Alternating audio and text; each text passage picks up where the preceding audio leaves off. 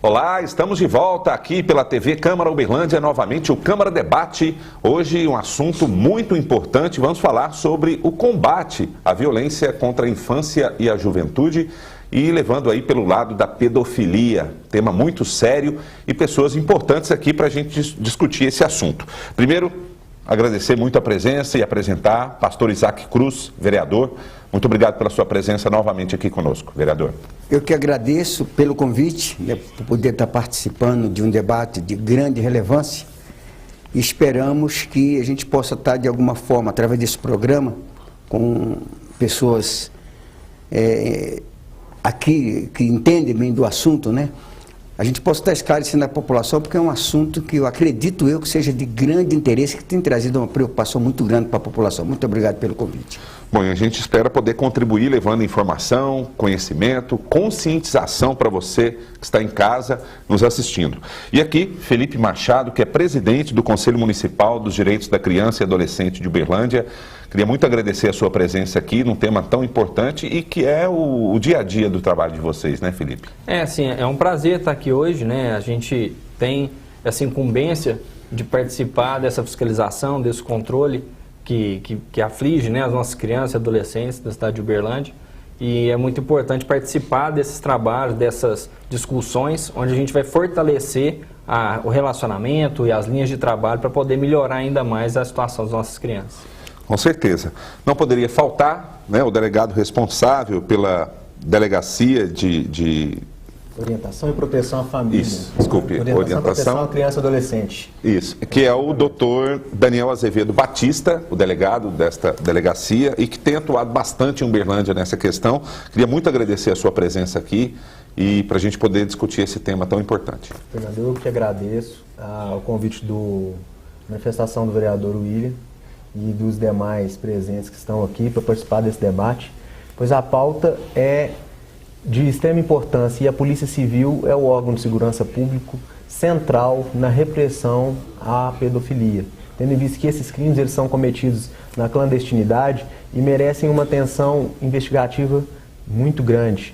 Por isso nós temos aqui a vontade de nos expressar e de expor o nosso trabalho à frente dessa delegacia, representando a Polícia Civil de Minas Gerais, trazendo para o conhecimento do público que os casos de pedofilia que vêm sido praticados em Uberlândia têm uma repressão qualificada, conta com uma delegacia especializada, mas que nós necessitamos de mais recursos, nós necessitamos da compreensão da população para que possamos nos fortalecer nesse trabalho. Precisamos da ajuda de todas as pessoas para que o tema seja difundido, que possa ser prevenido dentro das famílias a violência contra a infância e juventude nesse tema tão grande que é a pedofilia, que envolve a violência sexual contra crianças e adolescentes.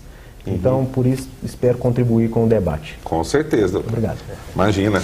Bom, aqui o William Alvorada, uma das bandeiras que o vereador defende é esse combate, inclusive um projeto de lei que foi aprovado, instituiu esse mês, o mês de agosto, né, como um mês que abre o leque de discussões sobre esse tema e ações, enfim.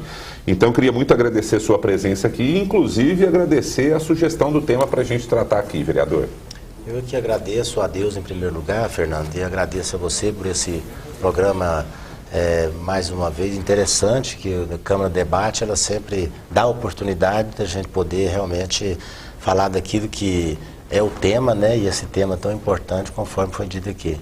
Agradecer aqui, nesse momento, né, o doutor Daniel, posso dizer, um delegado, um jovem, né? Isso nos fortalece naquilo que nós propusemos como um projeto de lei, de ver a atuação firme dele, com a equipe dele, a busca incessante nessa questão que para muitos passa desapercebido, mas é uma questão muito importante, ela está em todas as esferas e classe social. Então, eu quero aqui dizer que o debate, com certeza, no final nós vamos sair daqui melhor do que nós entramos. O doutor Felipe, que é também aí hoje um conselheiro, né, e nosso amigo, que também trabalha firmemente nesse tema, a secretaria onde ele ele trabalha e o conselho que ele representa aqui, sempre atuando aí em conjunto com as demais pessoas. O colega vereador Isaac Cruz, né, que também sempre tem defendido na tribuna e defende sempre a favor da família. Então, acredito que ao sair daqui nós vamos sair também com mais rico, com certeza, pessoas envolvidas, nós conseguimos sair daqui melhor do que nós entramos, com certeza. Eu tenho certeza que o nosso telespectador também, depois de assistir esse programa, vai ter uma consciência melhor sobre esse tema e poder contribuir, né, com a erradicação ou a melhoria nessa questão. E eu começo aqui com o Dr. Daniel, e fiquem à vontade todos, né, podem interferir no assunto, enfim, o papo é aberto aqui, não fiquem esperando eu, Fernando, até antes de você entrar com o Dr. Daniel, no ano de 2011, quando nós apresentamos essa proposição no projeto de lei, foi aprovado, nós trouxemos aqui uma pessoa que sempre defende o país todo essa bandeira, que é o senador Magno Malta. Ele combate isso viamente em todos os estados. Hoje ele tem levado palestra em todos os lugares. Nós trouxemos ele em Uberlândia uma vez, né, no final de 2011, e foi muito importante também a visão que ele tem sobre várias situações, do equipamento eletrônico. Então, assim, nos trouxe um norte muito bacana. Então, tudo isso é válido, é uma bandeira que talvez para muitos possa dizer, não, vai falar de pedofilia, mas é preciso que fale disso, é uma coisa que ela existe, né? Então a gente tem que debater isso. E o problema é que existe, principalmente dentro de casa, onde as escondidas, né, e é justamente onde que está a dificuldade de combater esse crime, né, doutor? Porque depende muito do apoio da população, como o senhor bem disse aqui no começo, e eu pego o gancho por aí. Sem a população ajudar, não tem como combater, é difícil, isso, né? Antes de nós entrarmos na discussão propriamente dita, é necessário a gente fazer alguns esclarecimentos sobre o que é a pedofilia. A pedofilia ela é considerada uma doença pela Organização Mundial de Saúde. Ela tem um CID específico. Ela é um transtorno da personalidade, é uma denominada parafilia. É um transtorno da personalidade daquela pessoa que tem preferência por praticar atos sexuais com crianças e adolescentes. Por ser uma doença, ela não quer dizer que a pessoa que comete esses atos, ele possa alegar essa doença para não ser imputado, ou seja, para não responder pelos seus crimes. Por quê? Assim como o alcoolismo, por exemplo, nem toda pessoa que consome o álcool é um alcoolista. O pedófilo, ele tem algumas gradações. Essa preferência, ela é uma preferência, é uma personalidade da pessoa. É a manifestação sexual daquela pessoa. Ele tem a consciência do que ele faz é errado. Ele sabe o que está fazendo. Ele tem total conhecimento do caráter ilícito daquele fato. E a pedofilia em si, ela então não é um crime. Ela é esse transtorno dessa personalidade da manifestação sexual, essa parafilia. Isso no aspecto médico, uma parafilia, no aspecto psicológico, um transtorno da personalidade, e no aspecto criminal, como que funciona o tema? O tema ele é tratado tanto no Código Penal, tanto quanto nas legislações esparsas, que principalmente o Estatuto da Criança e Adolescente, que estabelecem condutas criminosas específicas no que se refere a esses atos que envolvem a exploração e o abuso sexual de crianças e adolescentes. No Código Penal, os crimes, e o principal crime hoje é o artigo 217A, que é o estupro de vulnerável. Mas nós temos várias condutas que se adequam à pedofilia.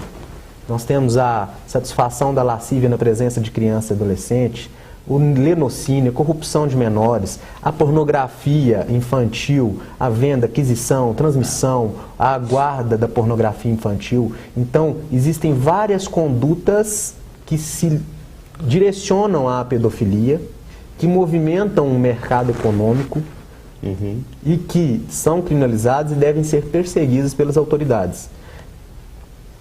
Na maioria dos casos, os abusos eles vão ocorrer dentro da casa, dentro do ambiente familiar. Por quê?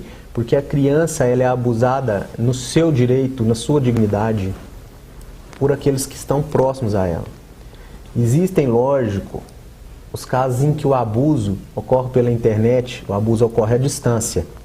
E grande parte dos casos de pedofilia ocorrem dessa maneira. Mas dos casos físicos, aquele que há o contato físico do abusador com a criança, na maioria das vezes, esse abusador ele ganha a confiança da pessoa dentro do próprio seio familiar. Por isso é tão difícil você identificar os abusadores, identificar que eles são pedófilos, porque o pedófilo ele não tem um rosto, ele não é um criminoso em si. Ele é uma pessoa normal. Não dá para identificar, não dá para identificá-lo. Assim como não existe, é lógico e evidente, uma identificação para os criminosos. Qualquer um pode ser criminoso. Sim. Mas principalmente na pedofilia, porque você tem no seio da sua família uma pessoa que é querida por todos e que passa a abusar de uma criança. Então, a pedofilia, em síntese, ela é um transtorno da personalidade, né, voltada para a manifestação sexual das pessoas que preferem praticar atos sexuais, satisfazer a sua lasciva com crianças e adolescentes de tenra idade. Aí o ato em si é que é o crime. Os atos que ela pratica, a depender do ato que ela praticar, vai configurar um crime previsto na legislação penal. Pode ser o favorecimento à prostituição, a exploração sexual de criança e adolescente, o lenocínio, pode ser vários crimes. Então, ou seja, engana-se aquele que pensa que somente o abusador será responsabilizado. As pessoas que intermediam, as pessoas que aliciam as crianças e adolescentes, as pessoas que cantam crianças pela internet, existe um crime previsto no artigo 241-E do ECA, não sei se é o E ou D, mas é que manter o contato com a criança, né? Esse crime é quando mesmo que não seja um contato criança, físico. Não, aliciar a criança por meio de qualquer meio de comunicação. O aliciamento em si, a cantada, o convite para praticar um ato sexual, o próprio convite para mandar uma foto. Então, uma pessoa adulta entra em contato com uma criança. Uma criança é aquela que contém que não completou 12 anos de idade. Sim. O adolescente é o que tem de 12 a 18 anos completos. Mas nesse caso específico desse crime, elementar do tipo é criança. Então, por exemplo, os grupos hoje de WhatsApp, se você adiciona uma criança num grupo de WhatsApp e chama ela para ter contatos de natureza sexual, o próprio ato em si já configura o crime. E por isso é necessário que as pessoas, os pais, estejam atentos a essas condutas dos seus filhos e levem ao conhecimento das autoridades. Esse assunto, doutor Daniel, que o senhor acabou de abordar, a gente sabe que pela medicina ou por tantos outros órgãos é considerado como um problema, é uma doença. Só que preciso esclarecer que é uma doença que normalmente não é tratado com remédios. A gente, na visão espiritual,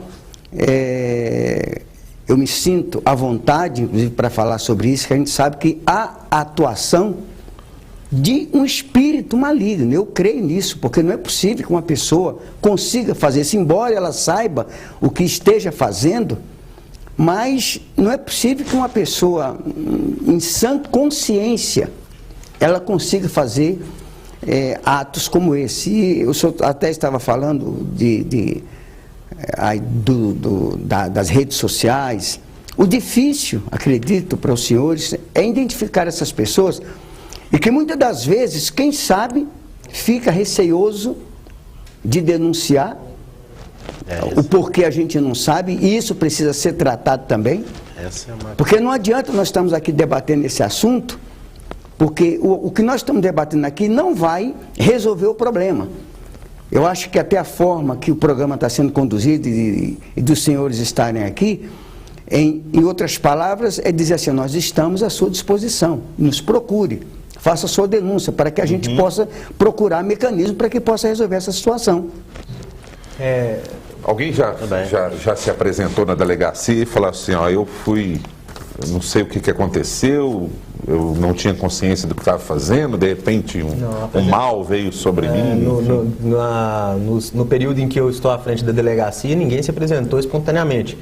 Mas em alguns casos, quando no curso da investigação já é identificado o abusador, ele alega que não tinha consciência ou que não conseguia conter os seus impulsos. Os dados estatísticos e os estudos sobre esses abusadores demonstram que, na maioria das vezes, eles têm a consciência e, em alguns casos determinados, é uma doença que pode até inibir essa personalidade, a pessoa pode até inibir o conhecimento do caráter ilícito do fato, mas são pouquíssimos casos em que a doença inibe a consciência da ilicitude dessa pessoa.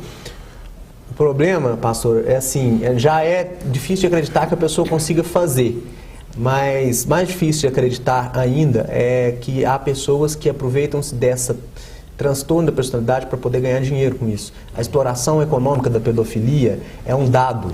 O Brasil é o terceiro maior consumidor de pedofilia no mundo, ficando atrás somente dos Estados Unidos e da Alemanha. Consome-se pedofilia pela internet, consome-se pedofilia pelos meios de comunicação velada, a rede de prostituição, a exploração sexual física de crianças e adolescentes. Pessoas que não são pedófilos em si, ou seja, aqueles que não têm essa preferência sexual por crianças e adolescentes, mas que se aproveitam da existência de um mercado consumidor para ganhar dinheiro. E é muito dinheiro que circula? Muito dinheiro, é muito dinheiro. A pedofilia movimenta bilhões de dólares. Daniel, nesse contexto, eu acho que uma coisa que você falou mais cedo que era importante a gente frisar, porque muita gente pensa na pedofilia como o ato propriamente dito, né? Uhum. É a violação sexual, é o abuso, é o estupro. E a pedofilia está muito além disso, né? Então, você comentou, por exemplo, grupo de WhatsApp, compartilhamento de internet, então, a pessoa guardar esse material. Por exemplo, eu montei uma pasta, a pessoa vai no computador, começa a baixar vídeo, começa a baixar foto, tudo isso também vai se enquadrar dentro de uma tipificação. Enquadra-se. Então, assim, a gente tem que estender um pouco essa discussão também, porque muita gente fica nessa questão do ato sexual em si, e a pedofilia, ela atinge diversos outros setores de atuação. Às vezes um ato obsceno perto de uma criança, por exemplo. O aliciamento, agora, essa às vezes não concluiu nada, mas assim, em termos de atos sexuais, mas a simples intenção de se produzir o ato já gera infração. Já é um problema. Agora, doutor, como chegar a essas pessoas? Você vê lá o vídeo, como chega? Esse, acredito que seja um dos piores. Logicamente, como chegar a esse que ainda faltam recursos, enfim. Mas, boa pergunta do pastor, assim, como tem sido identificadas pessoas e a polícia atuando nessa área? A maioria dos casos dos inquéritos policiais, eles dependem e nos chegam através da manifestação da própria vítima. Existem casos de flagrante, as denúncias dentro do próprio seio familiar, denúncias anônimas, correto? Então, a maioria dos casos que nós temos hoje sob investigação, eles são casos que foram denunciados, que foram nos trazidos e que nós fizemos uma investigação que ela é qualificada. Então, depois eu vou até passar a palavra para o Felipe para falar sobre a rede de atendimento. Certo. Porque a delegacia, ela faz a investigação, ela investiga a parte criminal. E nós temos um contato com a rede de atendimento multidisciplinar, que é patrocinada aí pela a manutenção da prefeitura, através do Conselho Municipal, o CREAS, que vai oferecer aí o acompanhamento psicossocial dessa criança e adolescente. Então, nós começamos a investigação e passamos para eles, que vai ser falado posteriormente. Mas sobre os mecanismos que nós temos. Hoje, os recursos do Estado são poucos. Os recursos do Estado são finitos. E a polícia precisa de mais recursos. Mas existem mecanismos de investigação, existem laboratórios de investigação especificamente destinados ao combate dos crimes cibernéticos. A Polícia Civil de Minas Gerais tem um laboratório de investigação de crimes cibernéticos que situa em Belo Horizonte, mas ele é concentrado no departamento na SPJ, né? Então, o que acontece? Nós aqui da delegacia, nós ficamos com poucos recursos tecnológicos para poder averiguar esses casos que ocorrem pela internet, mas nós temos conseguido identificar, sim, esses violadores. A delegada, minha antecessora, fez um inquérito brilhantíssimo, que a audiência do pedófilo foi recente, conseguiu a condenação. Nós conseguimos recentemente identificar uma rede de exploração sexual que atua pela internet. Nós temos mecanismos para poder vasculhar esses aparelhos de armazenamento das mídias. O que nós precisamos é desse start, desse início. né? O que motiva o início da investigação? Porque são múltiplos os casos de pedofilia. Então as denúncias são importantes. Essa denúncia ela pode ser feita anonimamente, mas é bom que a pessoa tenha essa consciência de que se ela quer colaborar, ela tem que denunciar para ela provar, para ela ser utilizada como testemunha, para ela combater esse crime. Então, existem os canais de comunicação, levando, a Polícia Civil tem feito um trabalho em todas as delegacias que são especializadas, sempre é um trabalho muito concreto, muito enérgico contra os crimes de pedofilia, porque é uma coisa vil. Bom, a gente está quase no horário de intervalo e como o delegado suscitou a sua participação para falar da rede de atendimento do Conselho Tutelar e o Conselho Municipal, né, dos Direitos da Criança e do Adolescente, a estrutura é adequada? Vocês têm certas dificuldades? Não, hoje nós temos uma boa estrutura de funcionamento. Uberlândia conta com o Conselho Tutelar, que fica na Duque de Caxias, número 50, bem no centro de Uberlândia, então é um local acessível para toda a população, que de lá é o nosso ponto de origem. Mas como o Daniel falou, felizmente ou infelizmente, o mecanismo de apuração inicia sempre com uma denúncia. Né? Infelizmente não há um mecanismo preventivo, vamos começar uma fiscalização para tentar identificar se há alguma situação de pedofilia em Uberlândia. Esse processo, dentro dos mecanismos que a gente possui, ele é ineficiente. Então a gente precisa de uma denúncia. Essa denúncia ela pode ser feita ao Conselho Tutelar, à Polícia Civil, ao Ministério Público, né, aos órgãos de proteção da criança e adolescente, à Prefeitura, às secretarias. Então, assim, são vários mecanismos que a população pode utilizar para trazer essa informação. Né? A informação, por menor que ela seja, ela é suficiente para a gente iniciar um processo. Se eu tenho o nome de uma criança, se eu tenho um endereço, uma localidade, dali já se inicia um trabalho. Né? Uberlândia conta hoje com 3 conselhos tutelares, cada conselho possui 5 conselheiros, então são 15 pessoas em Uberlândia que fazem o acompanhamento de casos que são apresentados lá, através dessas denúncias.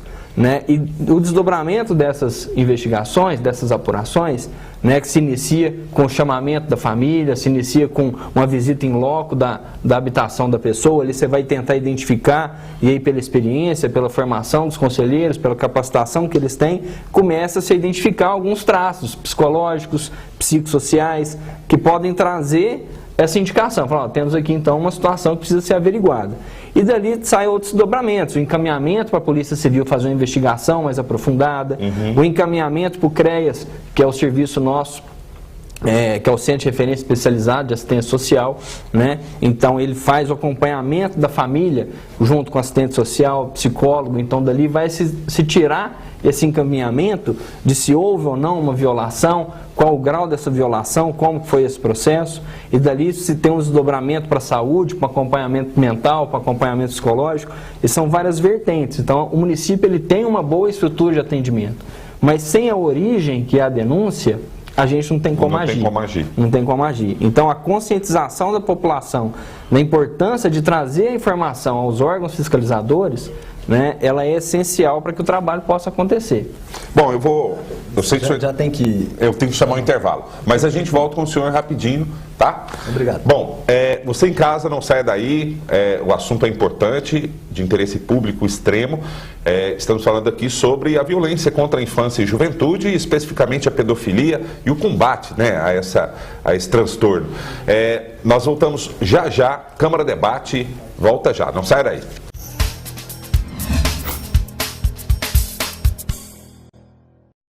Jornal da Câmara. As principais notícias da Câmara Municipal de Uberlândia você acompanha no Jornal da Câmara e também informações que fazem parte da sua vida. TV Câmara Uberlândia, o Legislativo conectado a você.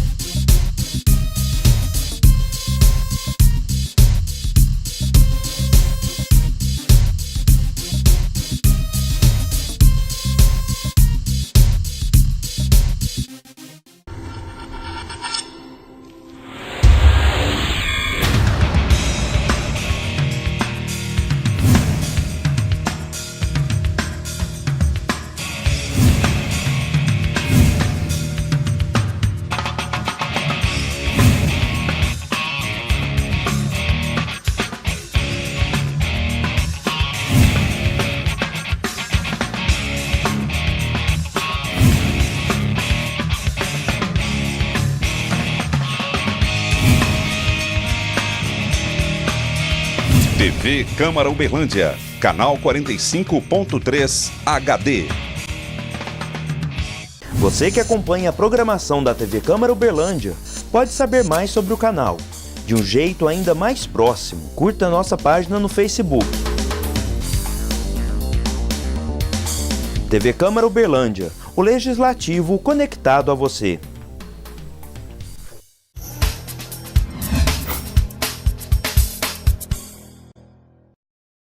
De volta, segundo bloco, esse programa hoje dividido em apenas 2 blocos, para a gente não perder o fio do assunto aqui.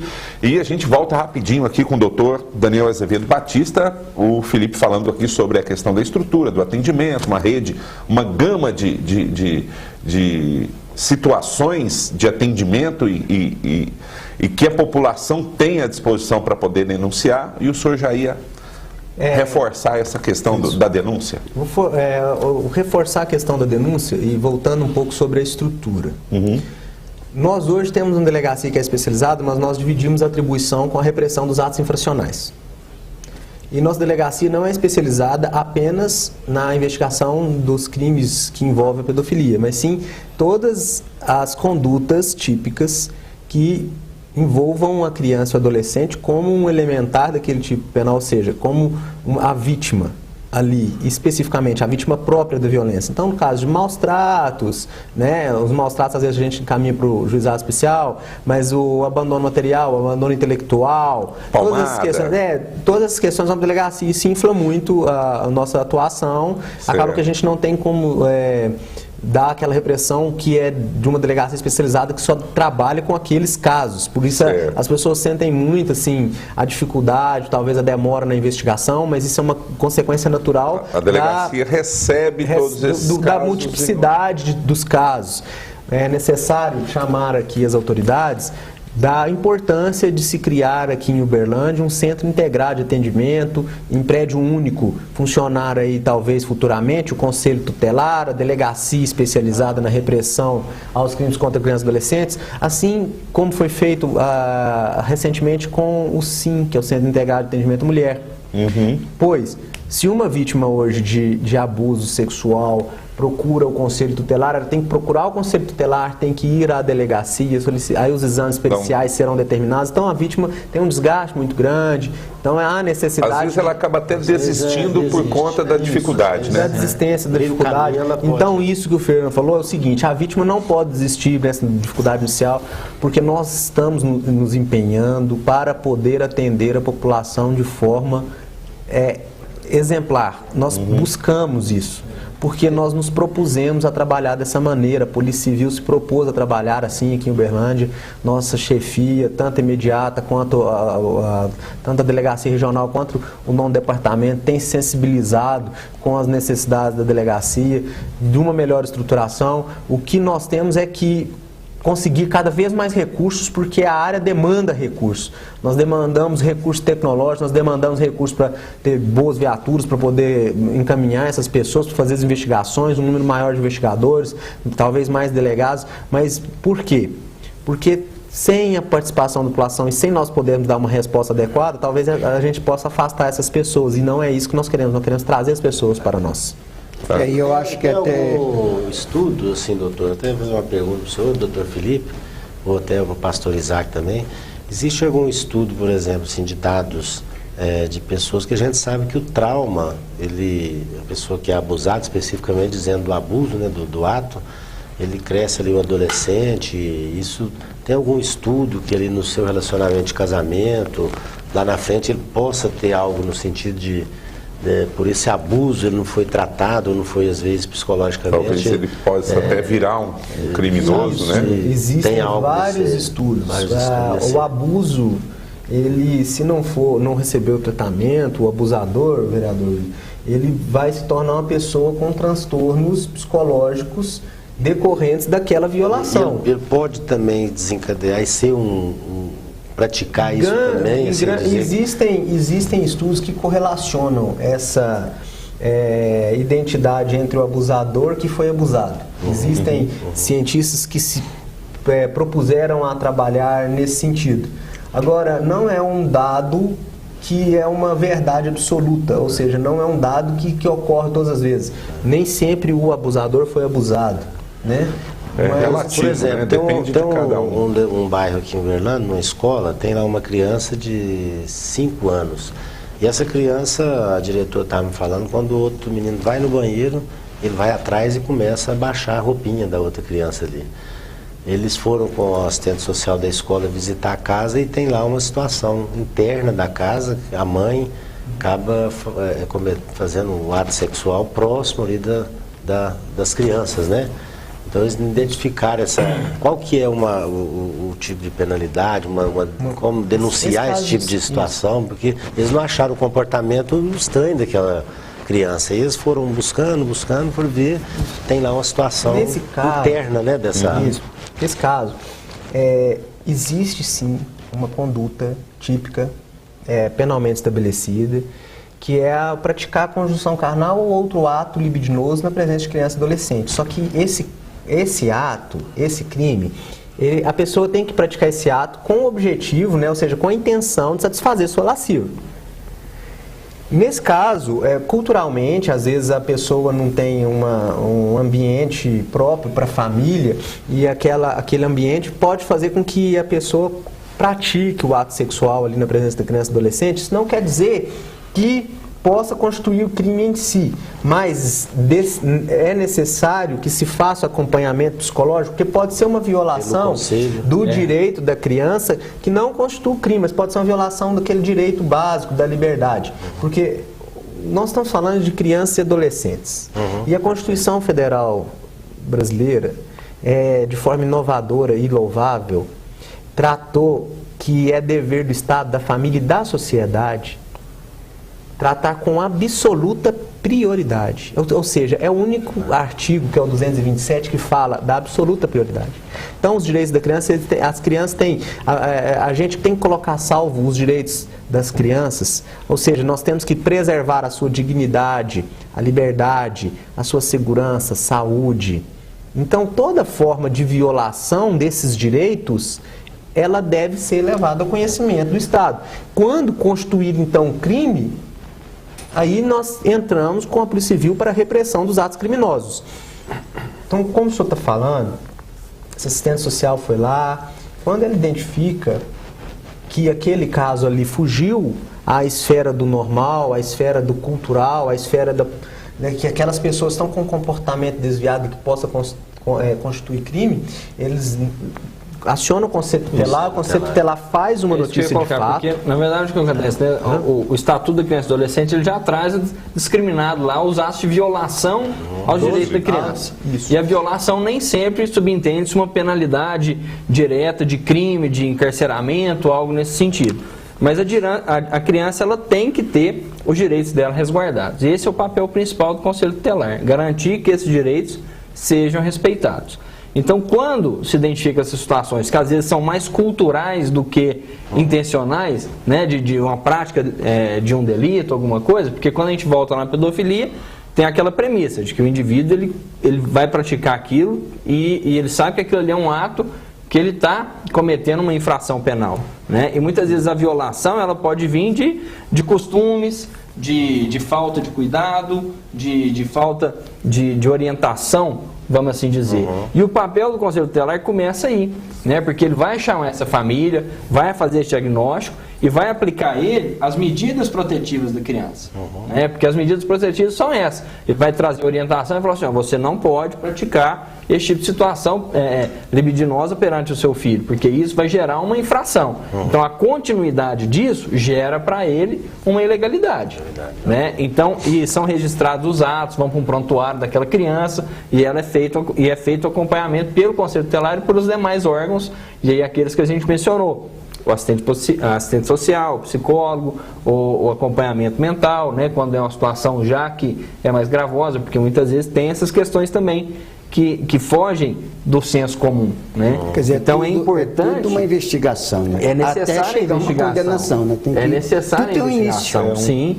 Porque sem esse start, né, por exemplo, essa situação da assistente social ou da escola, né, muitas vezes o Conselho Tutelar recebe uma denúncia de uma diretora de escola. Ó, identificamos que o aluno tal, de 5 anos, de 3 anos, de 8 anos, mudou o comportamento. Ele era um menino ativo, de repente ele está recluso, ele fica olhando para a parede, ele não presta mais atenção. Então são traços que demonstram que essa criança pode estar sofrendo algum tipo de violação.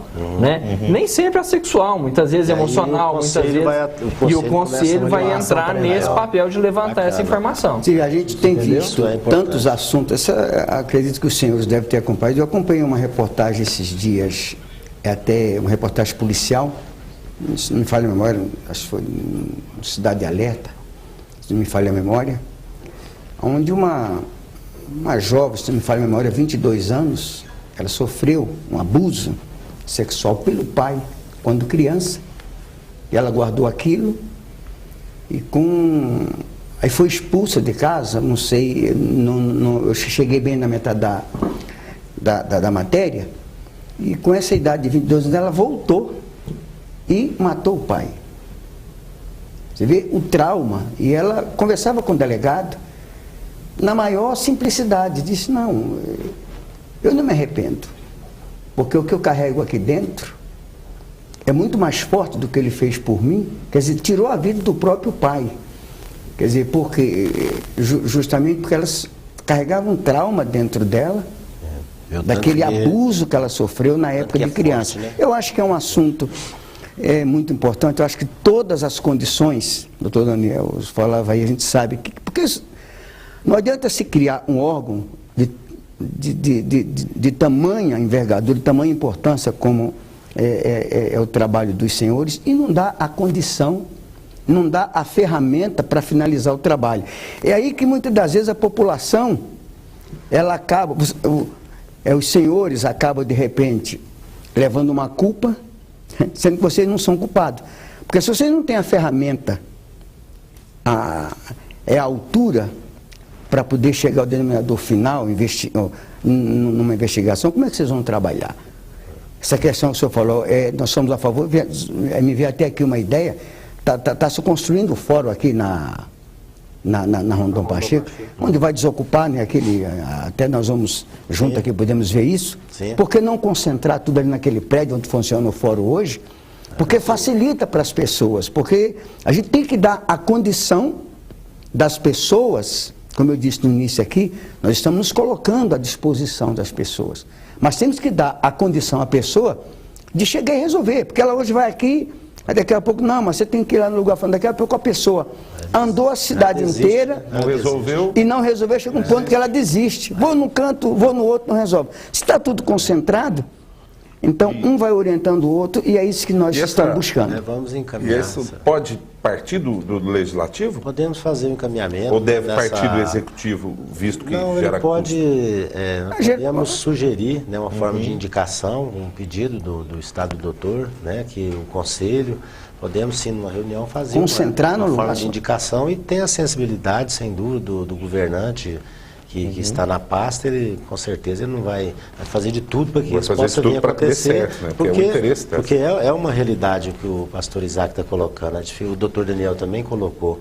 Realmente, se não tem os órgãos próximos, a pessoa desiste, ela acaba voltando para isso vai passar, é o momento, e que negócio, só que veja, não se perde, né? Até um dado que o doutor discutiu. Por exemplo, o senhor tem quantas viaturas? O senhor tem quantas viaturas à disposição? Hoje nós temos 4 viaturas, 3 que estão em funcionamento, uma, eu acho que recentemente estava abaixada. Está na UTI? Precisando de reforma, a gente dá uma... Quer dizer, 3 viaturas para uma cidade do tamanho de Uberlândia, e a gente sabe que isso acontece em montão. Acredito que tem casos que são situações que não dá para deixar para amanhã. Você tem que ir em busca da informação na hora, e muitas das vezes falta o recurso. Mas o doutor estava falando em off, né, fora do programa aqui, que o que é descoberto é muito pequeno, em porcentagem é muito pequena o que acontece, né? 1% isso. Praticamente. 1%. São levantamentos estatísticos que não são exatos, porque cada Secretaria de Segurança Pública tem o seu órgão estatístico, tem o seu levantamento. mas fala-se que apenas 1% dos casos são elucidados, chegam ao conhecimento das autoridades. A questão do trauma, pastor Isaac e vereador William, vereador Isaac, a questão do trauma, com certeza, ela é inimaginável. O abusador, ele tem um caráter, uma inteligência até às vezes superior. Ele é uma pessoa consciente. E muitas vezes ele transfere a culpa daquele ato para a criança, pelo adolescente. Ele trabalha o psicológico daquela criança para que ela se sinta cúmplice, né? Às vezes até intelectual, né, doutor? Pode ser intelectual, não existe um patamar, não existe parâmetro. Pode ser uma pessoa da alta sociedade, pode ser uma pessoa da...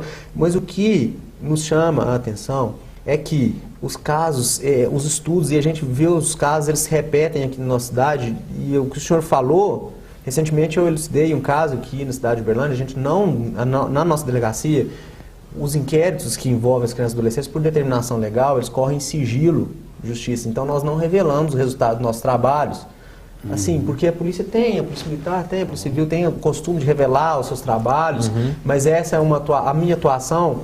Na minha pasta, na minha concepção, eu não quero revitimar as vítimas, não quero levar ao conhecimento da mídia que aquelas vítimas foram molestadas porque vão estar sofrendo com aquela vinculação da imagem, certo? Às vezes a própria família procura a mídia, aí nós falamos, em vez de ajudar a revitimização, a proteção da família, a criança é importante nesse processo. Isso. Então, o que acontece? Mas nós percebemos realmente aquela criança, ela é culpada, ela cresce com o seu direito básico, a sua liberdade violada, e o abusador, ele cria condições para cometer o abuso, quando o abuso é físico ali, e também pela internet, o grooming virtual, que é o aliciamento dos jovens, das crianças e adolescentes, para poder manter esse contato. Então, o aliciador é uma pessoa que ele ganha confiança da criança e adolescente. Como que ele ganha confiança da criança e adolescente? Ele conversa, ele ensina. Há relatos de abusadores que eles manifestam que escolhem as crianças que são abandonadas, negligenciadas pelo pai, porque eles vão poder dar o carinho. A criança transfere aquele sentimento fraternal para o abusador quando ele é da própria família ou também vizinho. Então são pessoas próximas que criam condições para ganhar a confiança da criança. Ela viola não só esse direito à liberdade sexual da criança, mas também todos os direitos que são vinculados ali ao livre desenvolvimento da personalidade daquela criança. Alguns dados assim, que nos chamam a atenção, os abusadores, assim, alguns dados que nós levantamos, que nós temos conhecimento ali na nossa atuação, é que os abusadores, eles são muito simpáticos. São pessoas que conhecem a vivência das crianças, eles estudam o mundo das crianças, eles vivem no mundo das crianças, dos jovens. Então o abusador, ele sabe as músicas que as crianças gostam, os artistas preferidos daqueles jovens, para quê? Para que eles tenham e com isso ele vai criando a empatia, para que a criança o acesso à criança. Isso, nem sempre, então, por que é difícil? Porque a criança, às vezes, ela está achando que aquilo é comum. Ele faz e a pessoa às vezes para a criança é uma brincadeira. É uma brincadeira. A criança, ela não tem noção. Ela não tem noção do perigo. Então, o que acontece? Professor, os pais sempre nos perguntam o que nós fazemos. Né? Como identificar? Existem vários sintomas. Entendeu? Vários sintomas de você identificar que seu filho mudou de comportamento. Os pais devem ser presentes, não podem ser omissos na educação dos seus filhos. Muitos pedófilos passa também, a gente vê algumas reportagens, por criança, né? Quando é o sistema eletrônico. Passa, faz como se for uma criança do outro lado. Isso, já é o cara abre a conversa. Isso. Então, o que cabe, assim, já que o dever é do Estado, sociedade e da família, aos pais cabe o dever da educação, do carinho, do amar acima de todas as coisas, de amar a criança, de ensinar a criança no seio de sua família, de educá-la sobre as questões sexuais. Mas de que maneira? Porque os pais não sabem, às vezes, abordar essa questão. Mas sempre conversar com seus filhos, ter conhecimento da conduta do seu filho. Se o seu filho está transtornado, procurar um atendimento médico, procurar um atendimento psicológico. Se você não tem condições, procurar a rede municipal, informar que aquela criança... Por exemplo, alguns dados, alguns sintomas, né, que são identificados pelos psicólogos, que nós da área jurídica, né, não temos ali a percepção, mas os psicólogos, eles angariam aquela informação e falam, olha, essa criança pode estar sendo vítima de abuso sexual. Um elemento importante que nos falta na delegacia, que nós estamos lutando para buscar, e já temos um contato com o Departamento de Psicologia da UFO, através da Ana Maria, para que nós possamos fazer, talvez, uma reforma da delegacia, para colocar ali uma sala com disponibilização de estudantes de psicologia, disponibilizar para os psicólogos a oportunidade ali de fazer um trabalho conjunto conosco. Muito importante. E para orientar as famílias ali naquele atendimento inicial e impossibilitar que aquela criança, ela preste um depoimento ali perante as autoridades como se ela fosse uma vítima de um crime comum. E isso é necessário. Por quê? Porque, assim, os pais, eles estão sofrendo, não sabem como lidar com a questão. Então o que a gente ajuda. tem que orientar os pais? Nós vamos orientar os pais, temos necessidade de ter a nossa estrutura, mas orientar os pais. Seu filho fica várias horas na internet. Seu filho só está começando a ter relacionamento com pessoas adultas que você não conhece. Ganha presentes caros em datas que não são comuns. E começa a aparecer com presentes que você não sabe quem foi a pessoa que deu, adultos que estão mantendo relacionamento com seus filhos pelas redes sociais e você não conhece esse adulto, você não sabe. Isso não quer dizer que ela está sendo vítima de pedofilia, a gente deve atentar para isso, mas é um sintoma. É uma coisa que você deve, né? O pai deve estar alerta. Professor, peraí, vou prestar atenção que se fugir do normal, eu tenho que estar com meu filho, eu tenho que defender meu filho, é o pai que defende o filho. Você sabe, você tocou num assunto aí outro dia, porque a gente atende, como pastor, nosso trabalho é diário, atende muitas pessoas. Uma mãe, ela me procurou preocupada porque a filha, ela encontrou, por exemplo, uma revista pornográfica embaixo do colchão da filha. Para a filha, 14 anos. E a mãe apavorada, o que é que eu faço? E a vontade foi de bater nela e tal. Eu falei, a senhora já chamou sua filha para conversar sobre o assunto, sobre a questão sexual?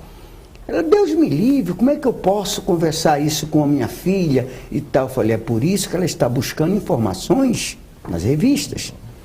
E quando ela lê a revista e ela não entender, ela vai procurar informação em uma pessoa. Em outros locais. E aonde que essa pessoa vai levar? Então, essa questão que você está falando, ela é muito importante. Eu tenho duas filhas.